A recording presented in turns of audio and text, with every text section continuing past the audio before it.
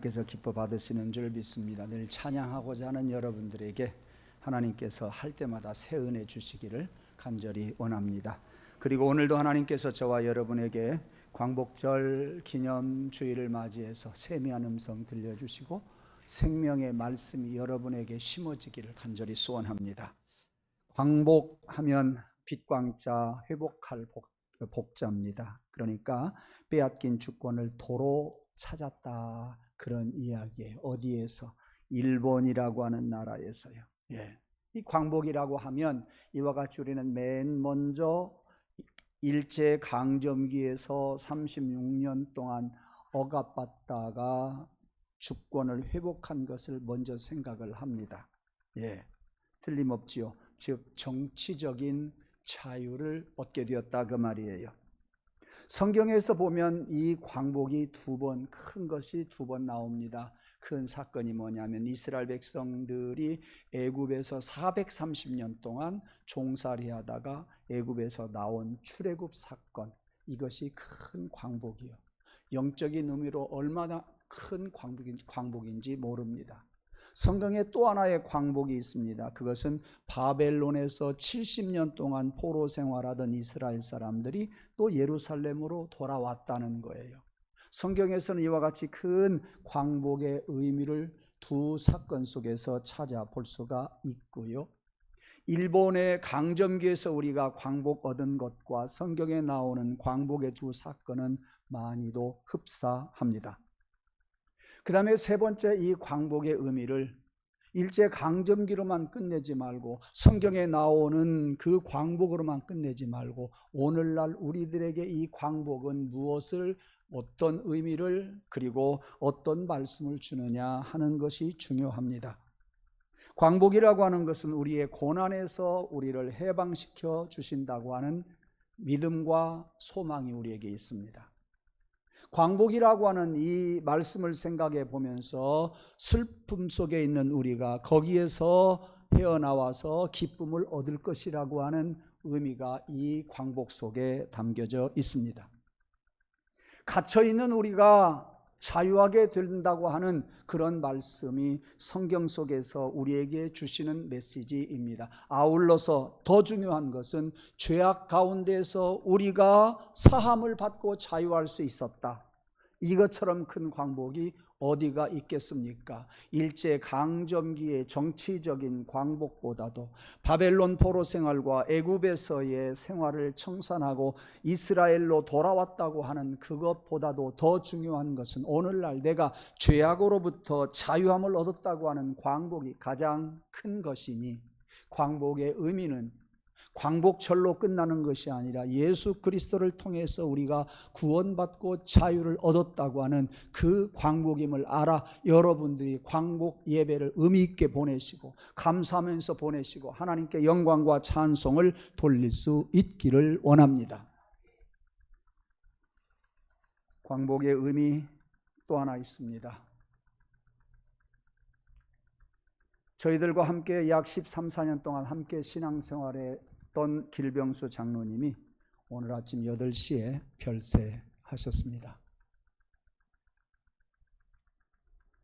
함께 예배드리고 함께 교회 일을 염려하며 건강했을 때 새벽마다 나와서 같이 기도했던 장로님, 이제는 우리가 뵐 수 없는 그러한 환경에 처하게 되었습니다. 그럼에도 우리가 소망을 가지는 것은 죽은 자를 살리기 위해서 광복의 주인이 되시는 예수님이 이 땅에 오셔서 십자가에 달려 죽으셨기에 사망에서 우리를 생명으로 이끌어 주셨기에 우리는 장차 하나님 나라에 가서 장로님을 보게 될 줄로 믿습니다.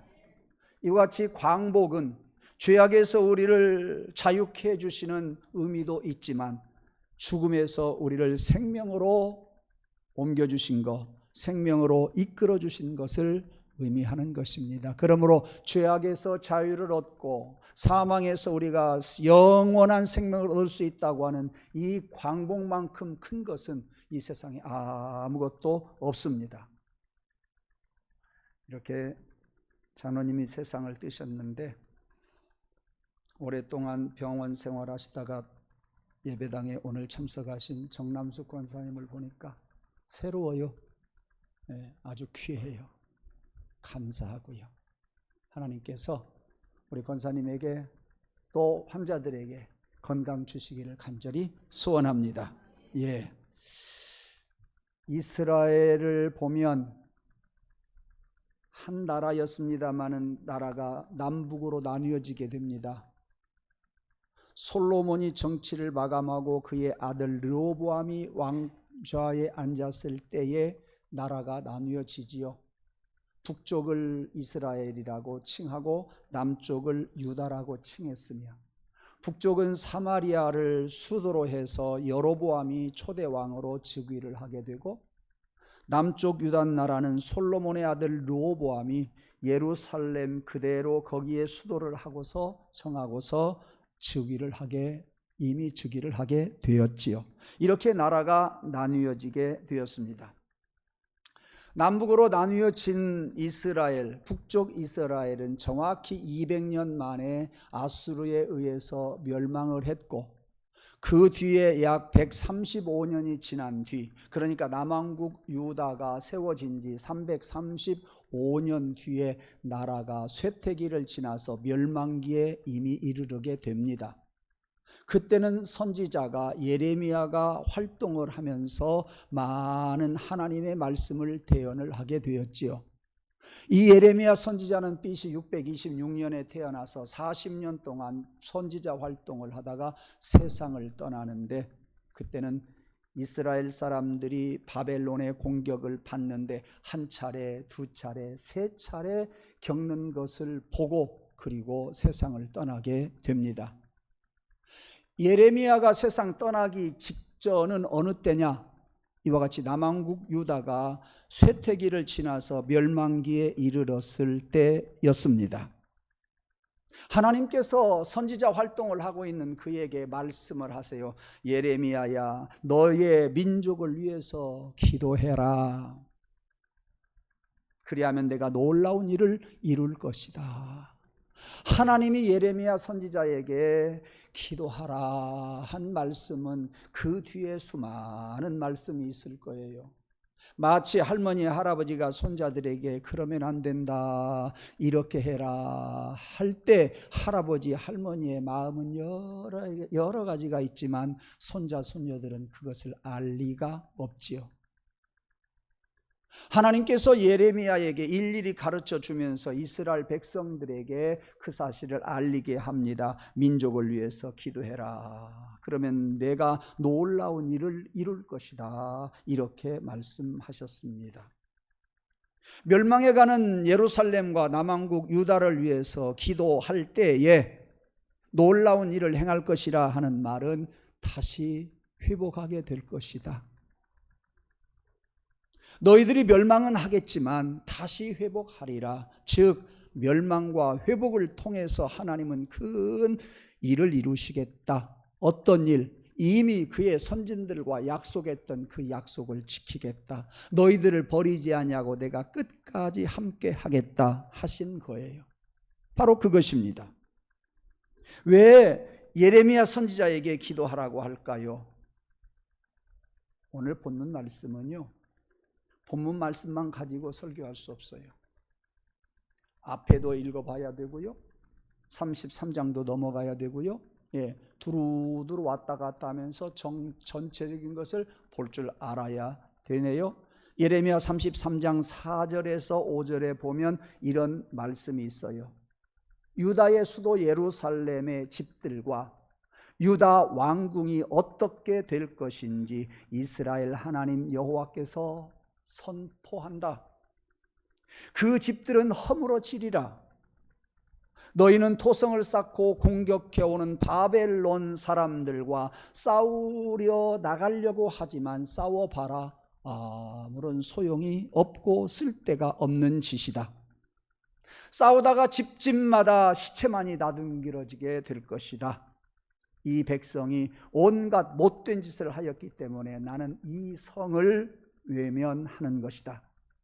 너무 화가 나서 분통을 터뜨려 이 백성을 심판하려고 한다 하는 것이 다음 장 예레미야 33장 4절과 5절 말씀입니다. 이렇게 예레미야 선지자에게 하나님께서 말씀하시더니 그 말씀대로 바벨론의 침략으로 유다가 공격을 받게 됩니다. 예루살렘 성이 회파가 됩니다. 예, 하나님의 말씀대로 하나님이 유다를 심판하시는 거예요. 그러니까 바벨론 왕 느부갓네살이 예루살렘을 침공합니다. 그리고 예루살렘을 포위했습니다. 이스라엘 사람들이 이제는 포위를 했기 때문에 일절 들락거릴 수가 없어요. 더군다나 이 예루살렘 성 안에 사는 사람들을 도간에 든 쥐처럼 꼼짝 못하게 하려고 흙으로 성을 뺑 둘러쌌어요. 흙으로 성을 뺑 둘러쌌어요. 아무도 오고 갈 수 없게 되었습니다. 견디다 못한 이스라엘 백성들은 이제 굶어 죽게 생겼습니다. 비겁한 왕이 있었습니다.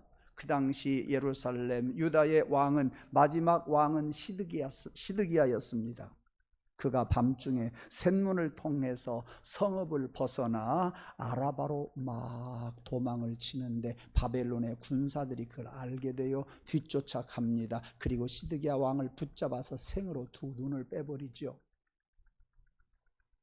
두 눈을 잃은 시드기야는 끌려가서 바벨론으로 가서 포로 생활을 하게 될 수밖에 없었습니다. 소경이 된 그가 이제 한 달 지난 후에 바벨론 군사들이 예루살렘에 가서 공격을 합니다. 아까 말씀을 드린 것처럼 토성을 쌓고 오도 가도 못하게 했다 그 말이에요. 네. 백성들은 이제 오고 갈 수도 없고 전염병에 걸리게 되었습니다. 성이 불살라지게 되었고 왕궁이 불살라졌고 귀족들의 집이 불살랐고 예루살렘 성벽이 다 회파되고 말았습니다. 많은 백성들은 전염병에 죽어가고 있었고요. 항복한 백성들은 바벨론으로 다 끌려가는데 똑똑한 놈들만 골라서 다 끌어갔어요. 그야말로 예루살렘과 유대에 남은 사람들은 극빈자들과 노약자들만 남게 되었지요. 하나님께서 이런 예레미야를 통해서 예언한 유다의 파멸이 그대로 이루어졌어요. 예루살렘이 그대로 말씀하신 대로 멸망했다니까요. 그러니까 바벨론의 칼에 의해서 멸망을 받은 것이 사실이에요. 그러나 여기서 우리가 알아야 할 것이 있습니다. 바벨론의 칼에 의해서 남왕국 유다가 멸망한 것이 아니라는 거예요.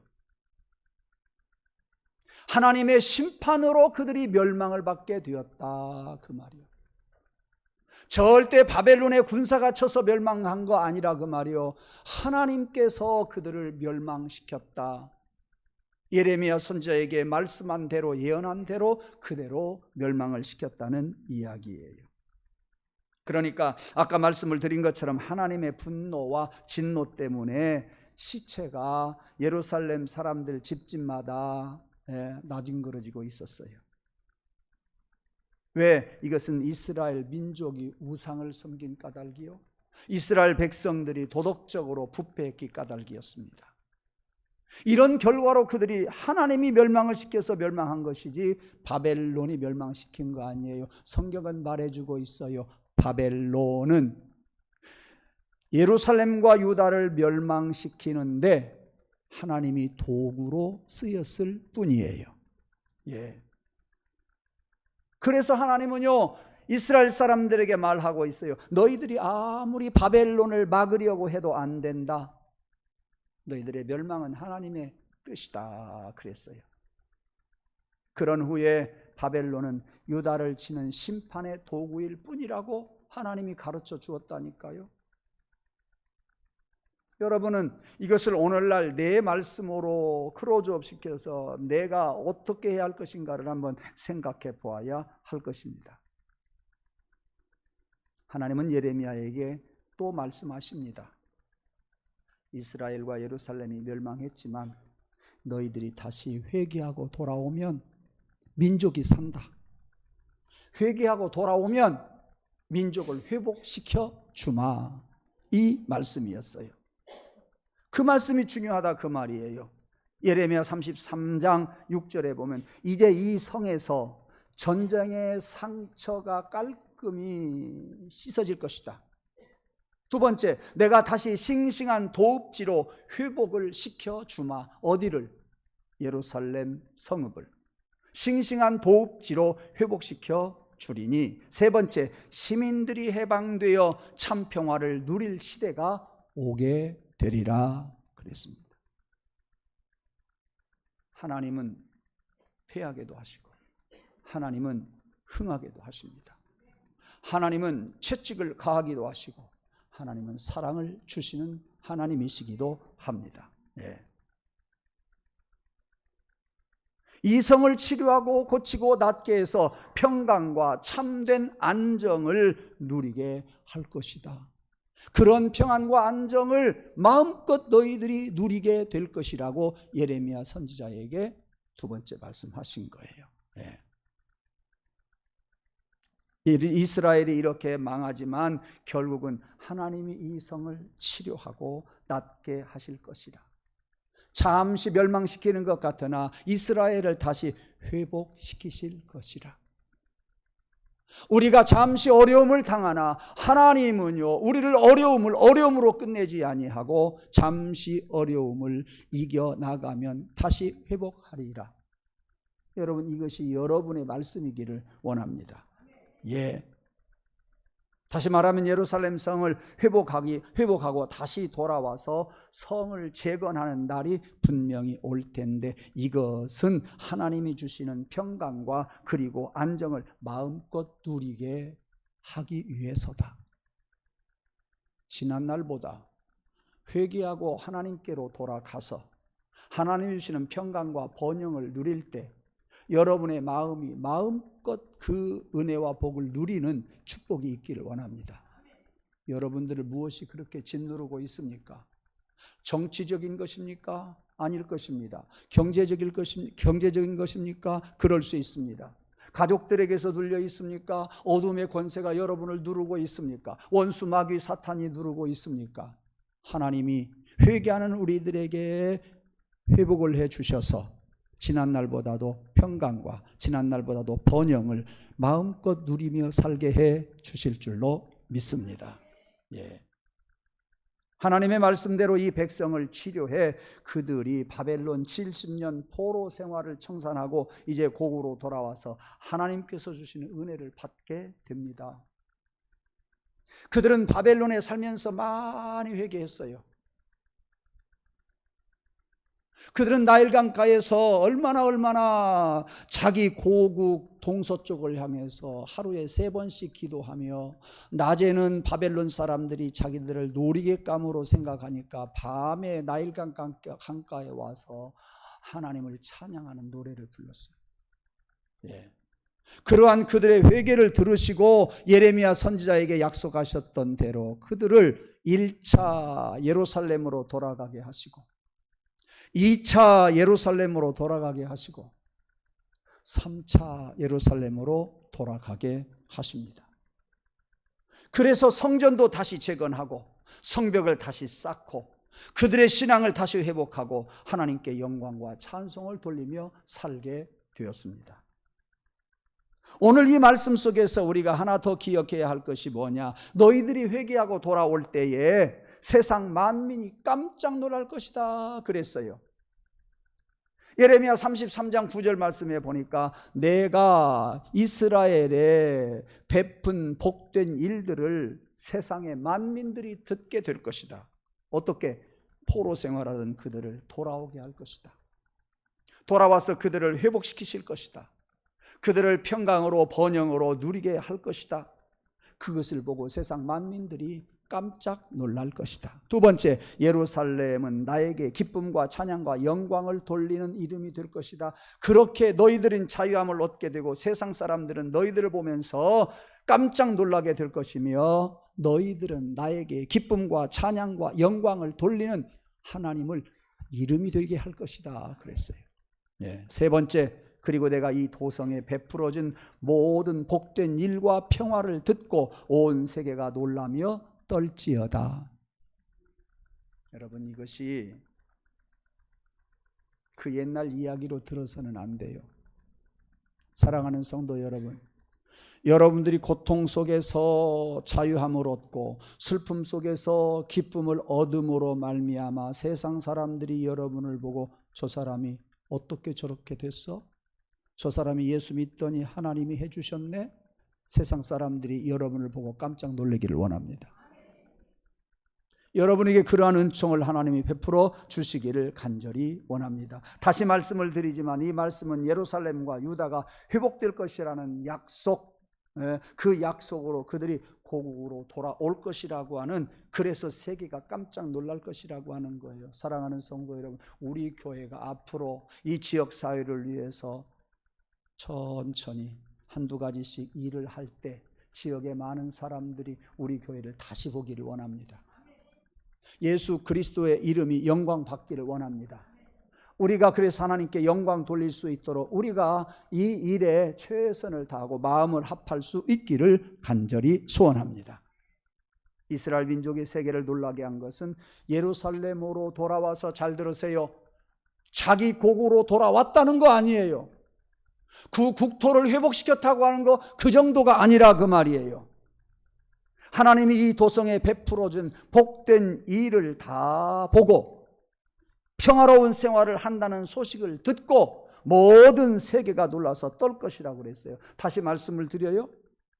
우리가 일제강점기에서 해방받았다고 하는 정도로 세상 사람들이 놀라는 거 아니라 그 말이요.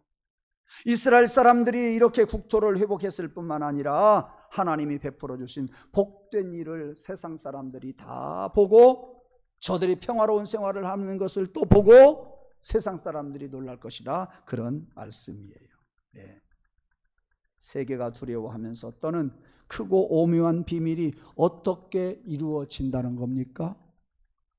오늘 지금까지 드린 말씀 잊어도 괜찮습니다. 일제강점기에서 우리가 자유 얻었다고 하는 건 몰라도 괜찮습니다. 이스라엘 사람들이 애굽에서 포로 애굽에서 생활하다가 돌아왔다는 거, 그거 몰라도 괜찮습니다. 바벨론 포로 사건 몰라도 괜찮습니다. 여러분, 이 예레미야서가 기록된 목적이 바로 오늘 본문 말씀 속에 있어요. 예레미야서가 오늘 우리에게 주시고 우리를 자유케 해주시고 우리를 평안하게 해주시고자 하는 목적이 여기에 있다니까요. 그게 뭔지 아십니까? 하나님은요, 이 놀라운 복을, 오묘하신 그 비밀을 지금 예레미야 선지자에게 가르쳐주고 있어요. 그게 뭔지 알아요? 유다의 멸망과 회복을 통해서 그들이 다시 회복하고 하나님이 그들에게 평안을 주시고 번영을 주신 것처럼 우리를 평안을 주시고 우리에게 번영을 주실 분이 오신다, 그 말씀이에요. 오늘 본문 말씀을 이야기로 끝내면 안 돼요. 그 옛날 이야기로 끝내면 안 돼요. 이 말씀을 나의 말씀으로 받아야 돼요. 내 말씀으로 크로즈업 시켜야 된다, 그 말씀이에요. 이 광복의 말씀이 나에게 무슨 상관이 있냐, 그 말이에요. 하나님은 예레미야를 통해서 우리에게 가르쳐주고 있어요. 슬픔에 젖어 있는 너희들에게 슬픔에서 기쁨을 얻을 수 있도록 해주겠다, 예레미야를 통해서 대신 말씀하고 계세요. 고통 속에 갇혀있는 여러분들에게 거기에서 자유하라고 예레미야를 통해서 가르쳐주고 있어요. 여러분들을 사망에서 생명으로 옮겨주시겠다고 하는 말씀을 예레미야를 통해서 우리에게 지금 말씀하고 계신다, 그 말이에요. 우리의 죄악을 사해 주시겠다고 하는 말씀을 예레미야를 통해서 주시고 있으니 그게 무엇입니까? 우리를 자유케 해주시고 우리를 사망에서 건져주실 분이 누구냐? 바로 우리를 건져주시고 평화롭게 해주시고 번영하게 해주시고 영원히 살게 해주실 예수 그리스도가 오신다고 하는 말씀이 이 속에 담겨져 있어요. 예수님이라고 하는 단어가 없어요. 하나님이 예레미야에게 가르쳐주지 않아요. 그래도 이 말씀 속에 나를 죄악에서 건져주시고 사망에서 나를 살리게 해주시고 슬픔에서 나를 기쁨으로 바꿔주시고 고통 속에서 나를 자유케 해주시고 갇힌 나에게 하나님께서 자유케 해주시겠다고 하는 그분 예수님이 오신다는 것이 예레미야의 이야기예요. 예수님의 말씀, 그분을 선포하고자 하는 것이 예레미야의 의도라, 그 말씀이에요. 오늘 말씀은 이것으로 맺으려고 생각을 합니다. 이것을 우리는 잊어서는 절대 안 되겠습니다. 오늘 이 메시지는요, 예수 그리스도가 우리에게 오실 것이고 회개하고 그 예수님을 우리가 영접하게 될 때에 나는 자유할 수 있어요. 나는 기쁨을 얻을 수 있어요.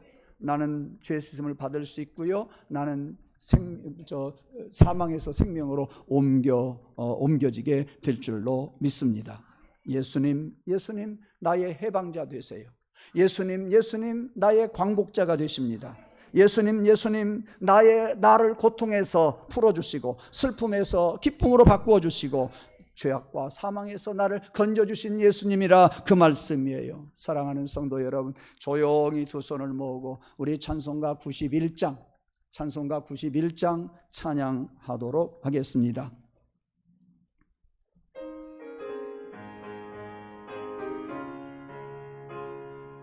진정한 광복은 우리 예수님이십니다.